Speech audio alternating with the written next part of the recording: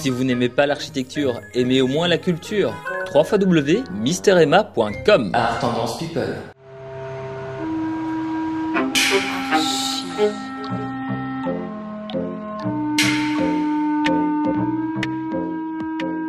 Bonjour et bienvenue dans Arch Urbain, l'émission qui vous parle d'architecture et d'urbanisme à Bruxelles. Je suis à XL aujourd'hui en compagnie de Francesco Ravo. Bonjour Francesco. Bonjour. Tu vas bien? Très bien, et toi? Alors on s'était déjà vu dans une précédente émission où tu m'avais présenté, où tu nous avais présenté le Murano que tu as racheté il y a peu, que tu as rénové, épuré, je dirais, puisque c'était un peu ça le thème. Alors ici, je ne sais pas si tu as épuré le lieu, mais en tout cas, tu l'as sublimé. Nous sommes dans quelle rue, en fait? Parce que je ne sais pas comment s'appelle cette rue. Alors, nous sommes dans la rue de Stassard, oui. Au début près de la porte de Namur, à Ixelles. Et c'est une ancienne église que l'on va découvrir, que tu as transformée en boîte de nuit ou lieu d'événement? C'est un mixte de plusieurs choses.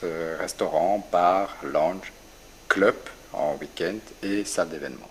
D'accord. Alors on va peut-être avancer pour un peu voir ce que tu as fait. On est dans la totale des mesures ici. Allez, quelques chiffres. On est rentré par la porte qui est juste derrière nous, ce qui était l'ancien clocher. On voit cette démesure de la tour ouais. En fait.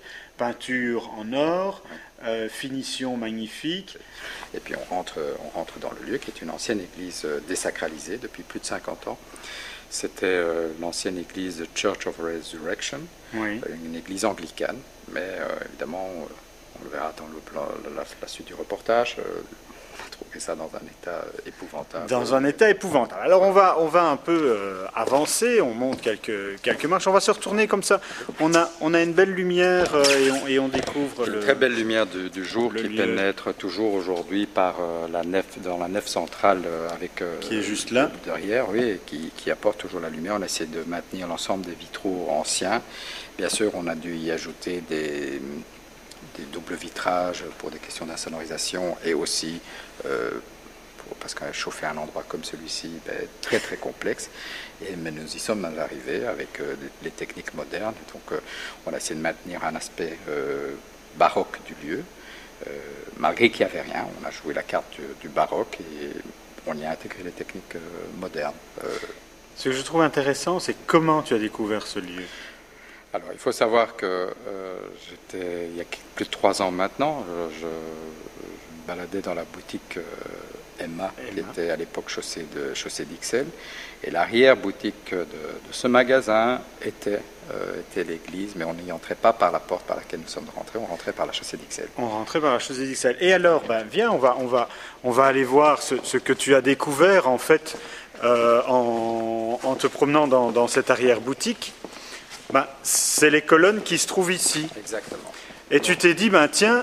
C'était très étonnant de voir ces colonnes, ces pièces importantes qui n'étaient pas dans l'état où on les voit maintenant, qui sont recouvertes de marmolite, parce qu'elle était la marmolite d'origine, mais qu'on a dû redécouvrir. Il y avait plus de 10 couches de peinture blanche dessus.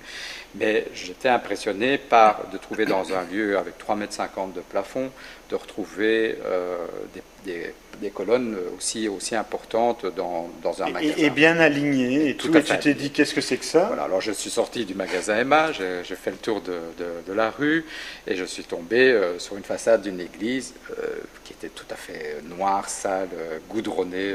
Pas comme celle qu'on voit maintenant. Pas comme celle qu'on voit maintenant. Et donc par la suite, je me suis informé de qui était le propriétaire. Et dans mes recherches, j'ai eu de la chance parce que c'est une de mes relations, voire amicales. Et c'est bien. Donc on a pu contracter un contrat à long terme et puis faire les demandes de permis d'urbanisme qui nous ont pris près d'1 an et demi pour les avoir. Et ça a été très très long. Et bon voilà, on y est arrivé. Bon, dans la démesure, tu as rajouté bien évidemment une passerelle, enfin une mezzanine même qui est au-dessus de nous. Elle existait en partie, mais pas comme ça, parce que c'était là où il y avait anciennement, on va dire, je pense, l'orgue de l'endroit. Mais nous n'avons rien retrouvé, ni des orgues, ni de tout ce qui était ecclésiastique dans le lieu, puisque désacralisé, et il y a plus de 50 ans, et puis pour finir, c'était une boutique, donc forcément, il n'y avait plus rien du tout dans le lieu. Des travaux que l'on imagine très très chers. Oui.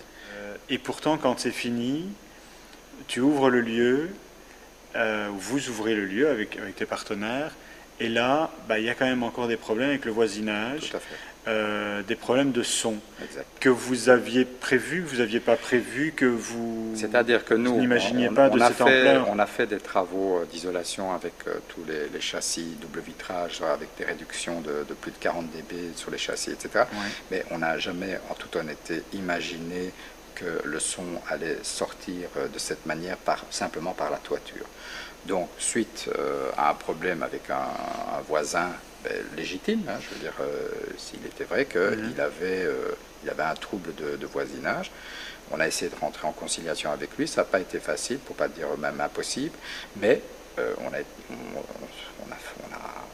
pris le taureau par les cornes et on a fait tous les travaux d'isolation complète de la toiture avec des produits bitumés et qui donne un résultat très très important, et on a recouvert toute la toiture pour faire cette protection. Ouais, donc de plusieurs couches de produits bitumés.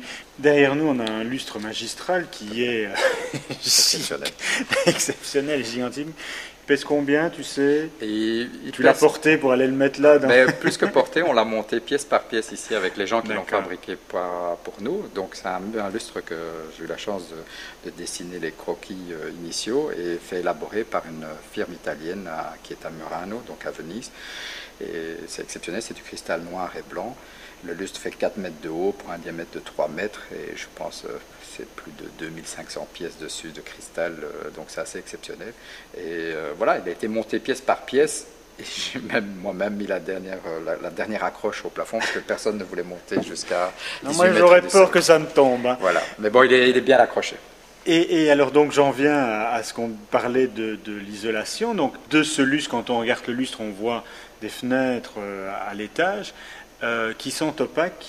Et là, voilà, ça aurait pu donner une belle lumière comme ce qu'on voit dans les églises, mais vous les avez opacifiés on les a occultés avec des isolants pour l'isolation et pour la question de bruit. Alors je te propose qu'on quitte cet endroit, on va aller voir la mezzanine et puis les toilettes. Parfait.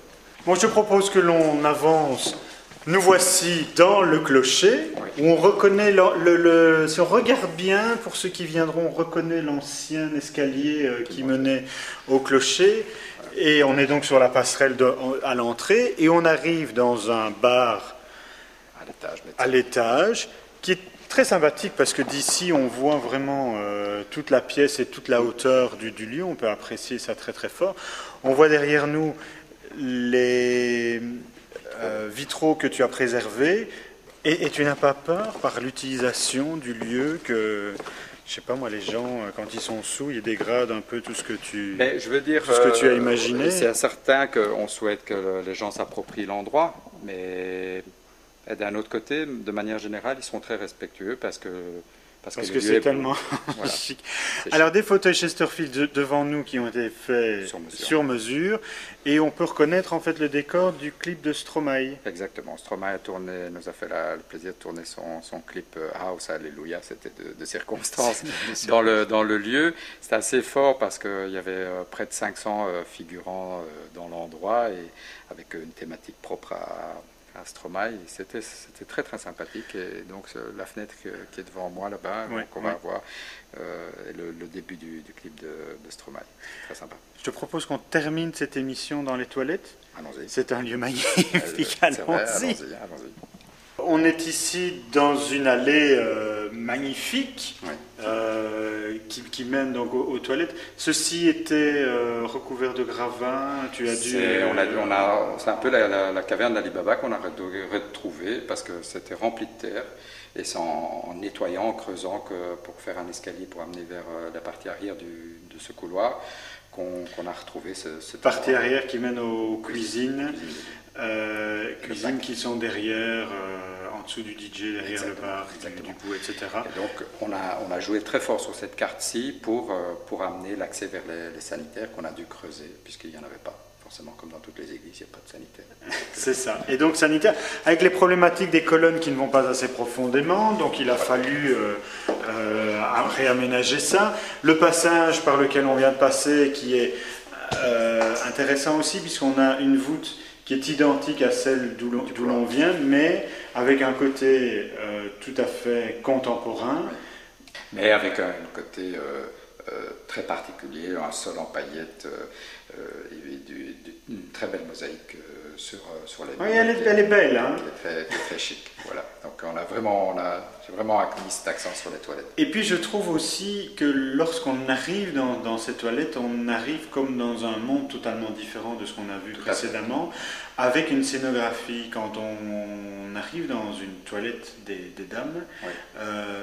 On a des fresques au mur, exact. Qui racontent en fait une histoire au fur et à mesure, et chaque fois qu'on rentre dans une toilette différente, on a effectivement une autre atmosphère. Tout à fait. C'était voulu, on a fait quelque chose avec une fresque murale, mais qui est scindée sur l'ensemble des toilettes des femmes. Oui. Évidemment, pour la voir de manière entière, il faudrait avoir un recul et pouvoir voir les 5 toilettes en même temps. Oui. Mais ce qui est sympa, c'est que les femmes, quand elles vont à la toilette, si elles changent de toilette chaque fois qu'elles viennent, elles verront un autre morceau de la fresque murale. C'est ça qui est bien. Bon, Francesco, je pense qu'on a dit 1/10 de tout ce qu'il fallait dire sur cet Oui, parce que on a résumé en quelques minutes près de 3 ans de travail important. Et de sueur. Et bon, maintenant, nous, ce qu'on souhaite, c'est que les gens s'approprient le lieu, ce qui est bien sûr le cas, mais que surtout, on trouve la quiétude avec nos voisins, parce que ça a été un peu fort par certains. Francesco Ravo, je te remercie pour toutes ces explications. On se retrouvera peut-être pour d'autres lieux. Entre-temps, on peut voir et revoir cette émission sur www.archiurbain.be. Merci beaucoup et à bientôt. Merci.